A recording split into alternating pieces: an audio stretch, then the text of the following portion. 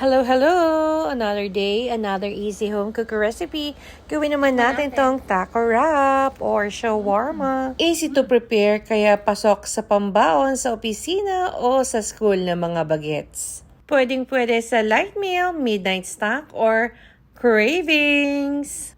At ito ang ating mga gagamitin na mga ingredients. I-chop lang natin ang ating pipino, kamatis at onions. Gagamit tayo ng tortilla wrap. At nabili ko lang po ito sa grocery. Any brand will do, pero kung gusto nyo naman pong gumawa, ay nasa sa inyo rin po yun. At gagamit rin tayo ng cheddar cheese. Half sachet lang ng taco seasoning ang ating ginamit.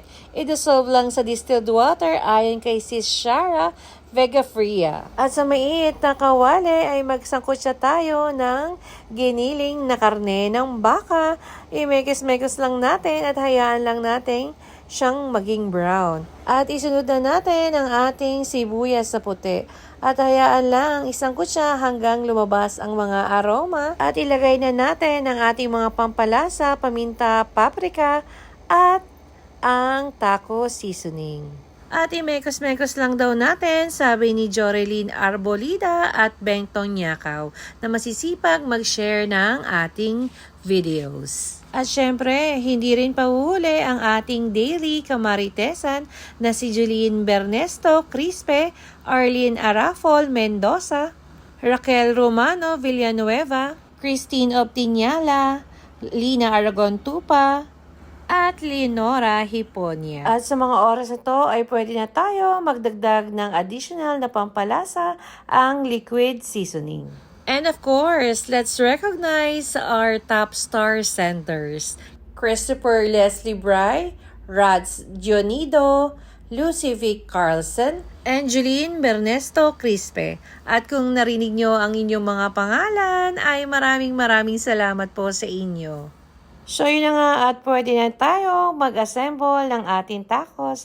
Panoorin niyo lang po ang ating video para sa pag-a-assemble. So yun na nga at nabalot na natin ang ating mga tacos. Ilagay na natin sa mainit na pan. I-toast lang natin ang mga sides at ready to eat and serve. I-plating na yan. At kung nakaabot ka sa part na ito ay maraming salamat po. Please do like, share, and click the subscribe. And huwag kalimutan ang bell para updated ka. Hello! At tikman naman natin ang ating taco wrap. So ayan na siya. Diba? At ayan. Nakat na siya. Tikman natin.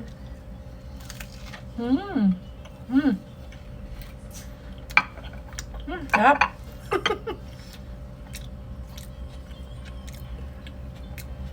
Ayan siya.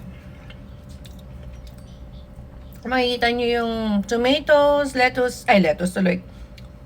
Cucumber at saka cheese. So, ayan.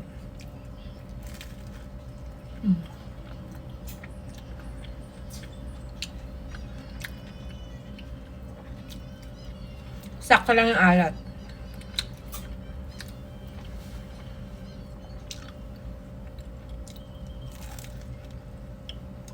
So, ayun, nandito yung kabiak at makikita nyo naman, diba, ang ganda ng itsura niya.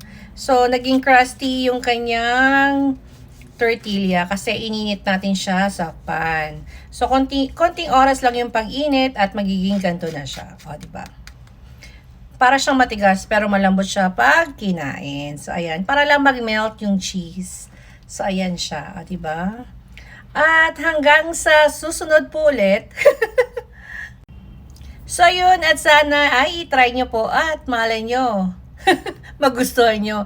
I-tag nyo po ako at hanggang sa muli. Maraming salamat sa panonood. Kain tayo. Bye-bye.